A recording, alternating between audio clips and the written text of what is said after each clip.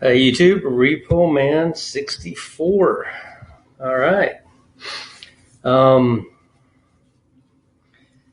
wanted to point out something that I think I found, and that's what we do every day is we search the Bible and we try to figure out things. I was in the bank today. Now, I'm fluent in Spanish. Yo se puede hablar en español. And in there was a gentleman trying to get some work done, and nobody in there spoke Spanish whatsoever. And I live in Jacksonville now. It's been better than 20 years since I lived in Miami is where I learned it. It's been more than 20 years since I've been down there, and I haven't forgotten the language. But I noticed while I was translating, there are certain words that I forgot. He had to answer a list of questions, and one of them was the nombre de tu sobrina, and the name of your niece or nephew. And I was like, how do you say niece or nephew in Spanish? And it took me a second. The thing with Spanish is not so much that you speak every word. It's the accent that you have while you speak it. And I believe that Robert Breaker and now I'm going to forget Steve Fletcher will attest to is la más importante es que se puede tener un acento y hablar claro, porque cuando se puede hablar claro con un acento bien, ellos se puede entender. I did not learn my Spanish from a book. I learned it from the streets down in Miami with the Cubans and Mexicans. I have a Cuban-Mexican dialect when I speak. And when I speak, people look at me like, look at me. You wouldn't expect it, you know? It's funny. It's really cool when something like that happens and I can help this gentleman. He wanted to open some kind of an account, and they were trying to use Google Translate. I literally was in my phone looking at the Discord, trying to keep up with all the stuff going on in there. And it's a lot. There's a lot. I'm so glad. I am so thankful for my moderators and the patience that the moderators have with everyone in the Discord. And so I was in it looking around going, wow, that was a good one. That was a good save, you know. And whilst in there, I didn't realize behind me what was going on. And they kept looking at my wife. My wife is half Latin, but she doesn't speak Spanish, not a word. Her father is white and her mother was Latin, and she passed away some years ago, but she never learned the language. And so the strange thing is they're looking at her to help, and she can't. And I'm not paying attention to anything going on around me, so I have no idea what's going on until my wife tells me they're looking at me to help because she looks Latin. She just completely looks Latin. And that's when I stand up and I go help this gentleman. And something came to mind. Something just jumped in my brain. And I wanted to show it to you. I went over this yesterday, but it's still bugging me. Oops. I don't know what I just did there. Hopefully we're still recording. Yeah, it looks like we are. Something has been bugging me about this. When you speak in Spanish, they put the descriptive noun after the noun. Hay un carro rojo. Hay un carro feo grande, verde, que huele. Okay? That is a car. If you said it in English like they said it in Spanish, it is a car that is green, tall, ugly, and it smells. That's how you would say it. But you wouldn't say that in English. In English, you would be, look at that, smelly, green, large, ugly car. We would use all the descriptives first before we use the noun. We would explain, use our descriptive nouns before our noun.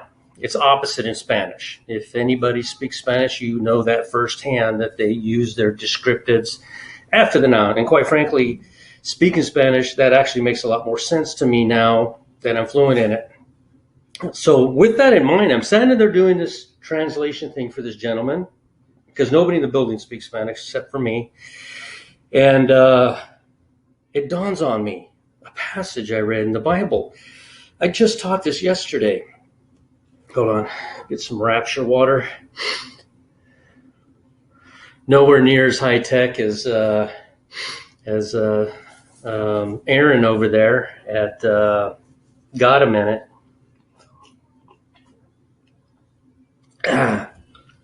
I have texted that guy and side chatted that guy a million times for one of those cups, but no, I'm just kidding. I've never done that. All right, so let's get into this real quick. This is in the Bible. It's here. You can't ignore it. You can't pretend like it's not here. Everything is in the Bible for a reason. And what does it say?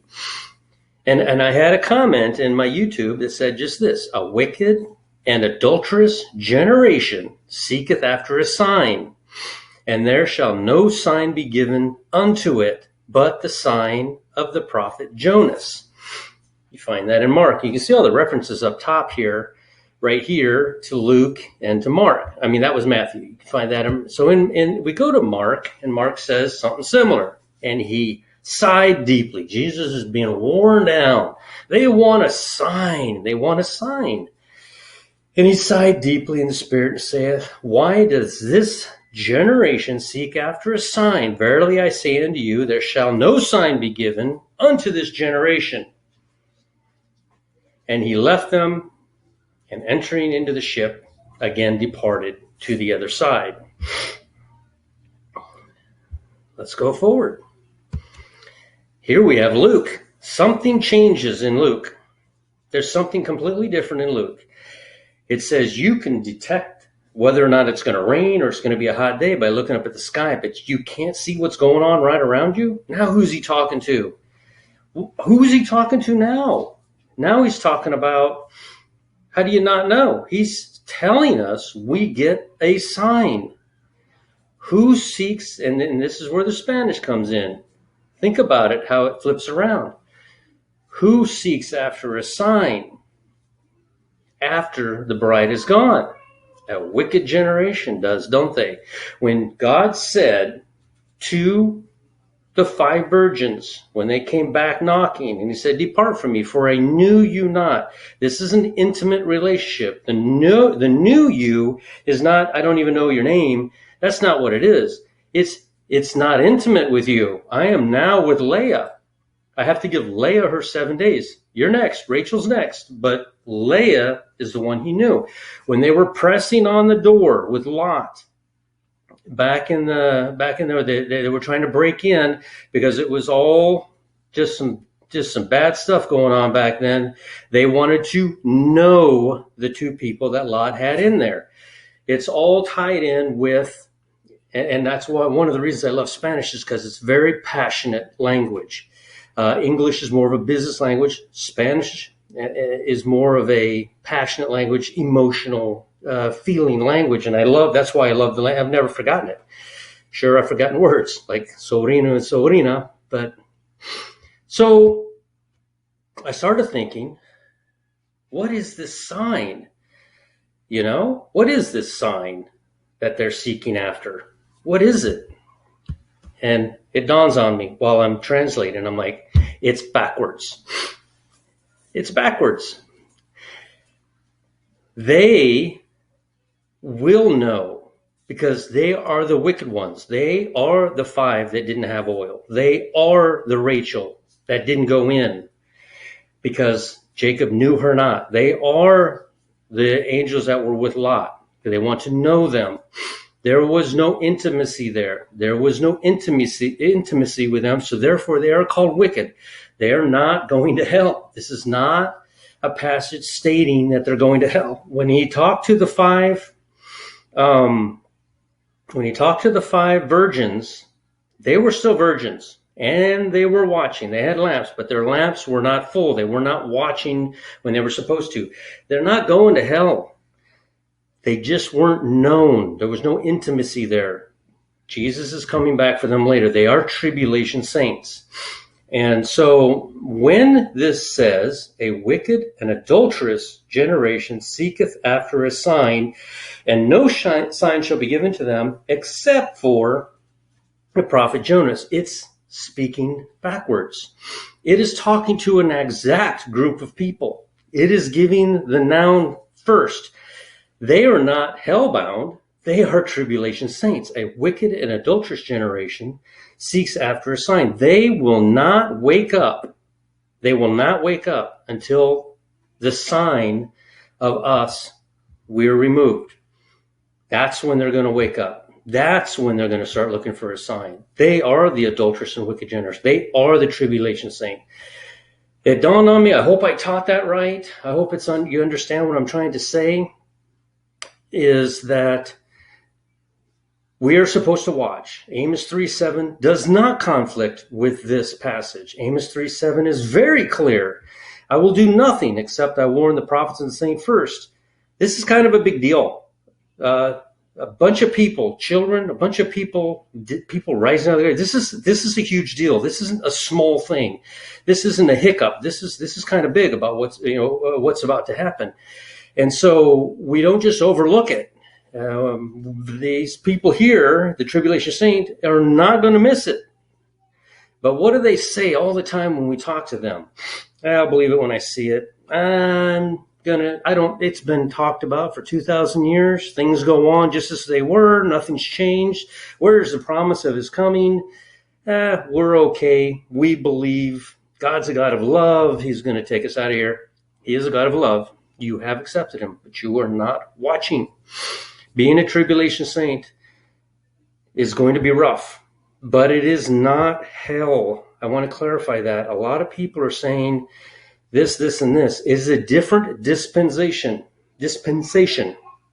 We are under the dispensation of grace. There's going to be a 7-year dispensation of the tribulation saint.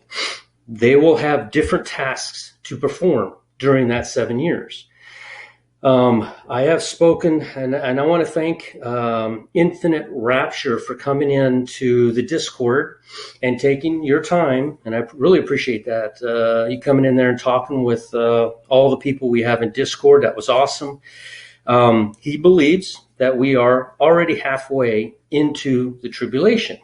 I don't. But what's beautiful about the Discord is that we don't all have to agree. I don't think the first seal's been opened yet.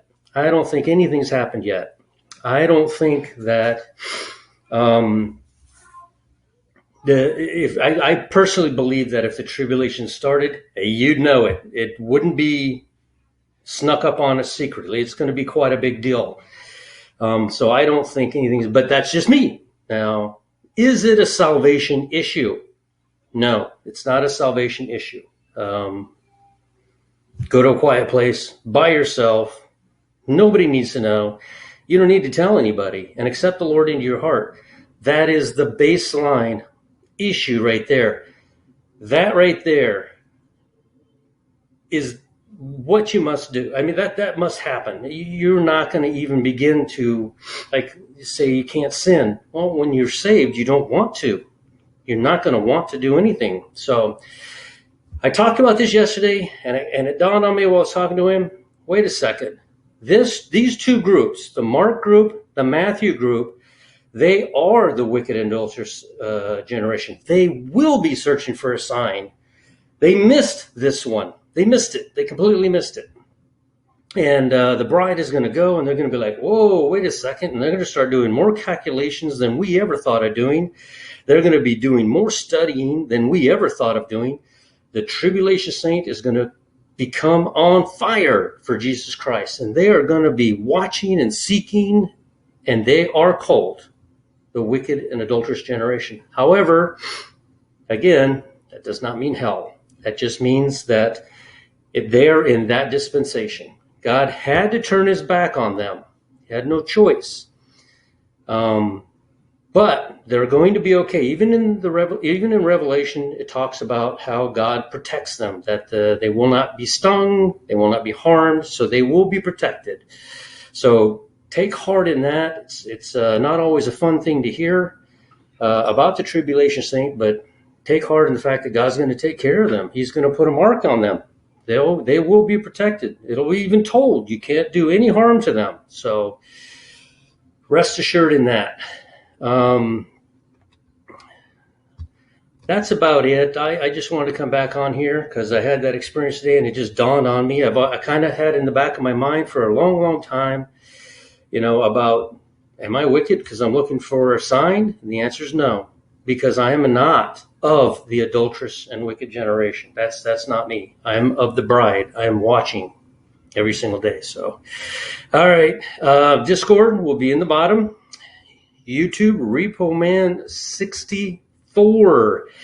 And if it dawns on me, something like that happens again, I'll come on here and chat with you. Have a pleasant evening.